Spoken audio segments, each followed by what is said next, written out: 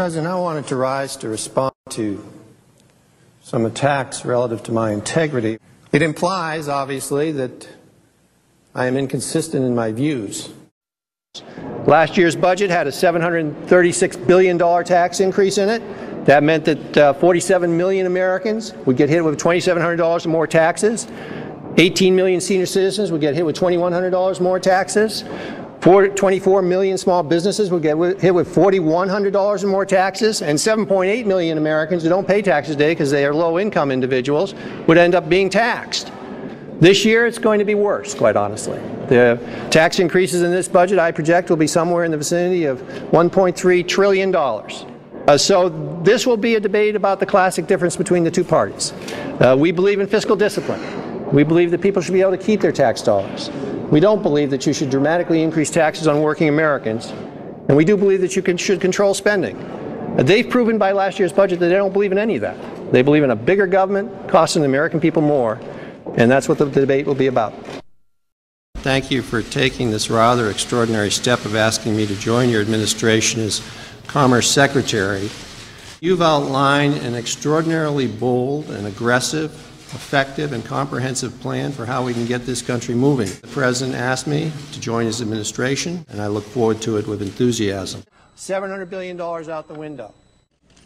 First off, I want to congratulate the leader, Senator McConnell, and Senator Reid for moving this so quickly and moving it in a bipartisan way, and I thank Senator Dodd for his very bipartisan approach to how we evolved this package. I think it's important to appreciate the fact that Main Street is at severe distress here and at severe risk, and this package has been structured to try to protect the interest of taxpayers as well as address the needs to increase credit in our communities. And there are 4 or 5 areas where this package improved dramatically as a result of the efforts of the Congress at the table with the Secretary of Treasury. First, it has strong taxpayer protection. Every dollar that we bring in from these investments that we're going to make, and remember, this is not money out the window. We're buying assets, and we're going to resell those assets, and we're probably going to make some significant dollars. Every dollar goes to reduce the federal debt. Secondly, people will not be allowed to game the system. There will not be golden parachutes. There will not be high compensation in the sense that it'll get special tax treatment. In fact, it'll get negative tax treatment. So we've addressed the high compensation golden parachute area. Thirdly, we want to make sure that people stay in their homes. And we're going to end up with a fair amount of mortgage paper as a federal government. And we have structured this agreement so that we are going to work very hard to make sure that foreclosures do not occur, where people can pay a reasonable price to maintain their mortgage and stay in their home. This proposal, as it came from the Treasury, was simple, with a purpose of basically going forward with a significant amount of taxpayers' dollars. This is not $700 billion out the window. And taking those dollars and buying investments. That's an important point to remember here, because there's been a lot of misrepresentation, regrettably demagoguery and hyperbole, about how we are throwing money at Wall Street. That's not the case. What is happening here is that we will be purchasing assets that have value. And the federal taxpayer will own those assets.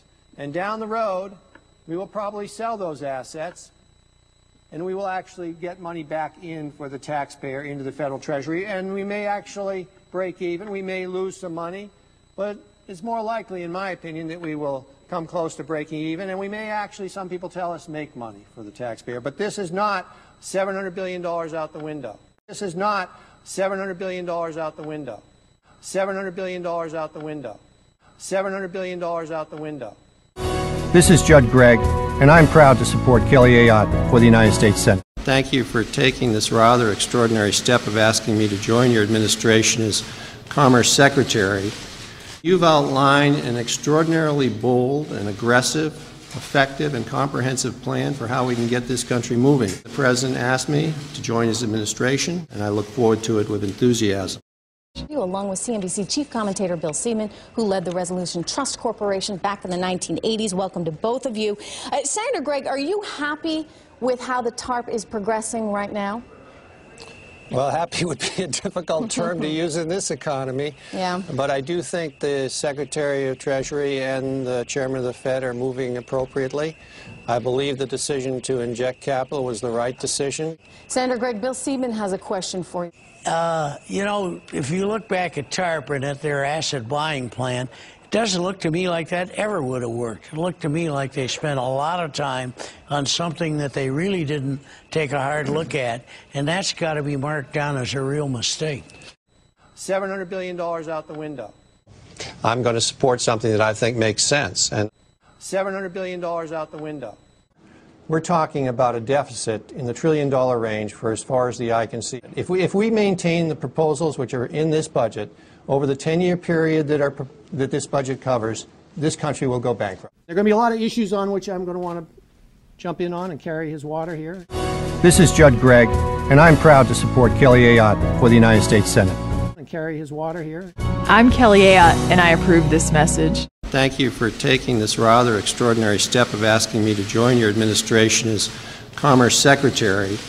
You've outlined an extraordinarily bold and aggressive, effective and comprehensive plan for how we can get this country moving. The President asked me to join his administration, and I look forward to it with enthusiasm. Right. So will you be voting then? No, actually, I've recused myself from voting during the pendency of my nomination. What are you going to do here? You're going to go out and sell something that you fundamentally have worked against for 25 years?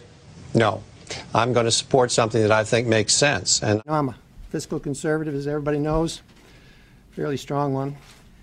$700 billion out the window. And I immensely respect him, and I know he's going to be a strong and effective and good president. And I do believe, genuinely, that I can be even more effective for this presidency in the Senate. There are going to be a lot of issues on which I'm going to want to jump in on and carry his water here in the Senate and hopefully be successful, because there are a lot of things that have to get done. And I'm willing to work to do that. This is Judd Gregg, and I'm proud to support Kelly Ayotte for the United States Senate. And carry his water here. We're talking about a deficit in the trillion-dollar range for as far as the eye can see. If we maintain the proposals which are in this budget over the 10-year period that this budget covers, this country will go bankrupt. The far right are knocking off people like Bob Bennett out in Utah, going after people across the board in your party, saying TARP was evil. Well, they're wrong. The simple fact is that TARP did what it was supposed to do. It basically saved the financial system on Main Street, and actually gave people a safer and sounder financial system. This is Judd Gregg, and I'm proud to support Kelly Ayotte for the United States Senate. I'm Kelly Ayotte, and I approve this message.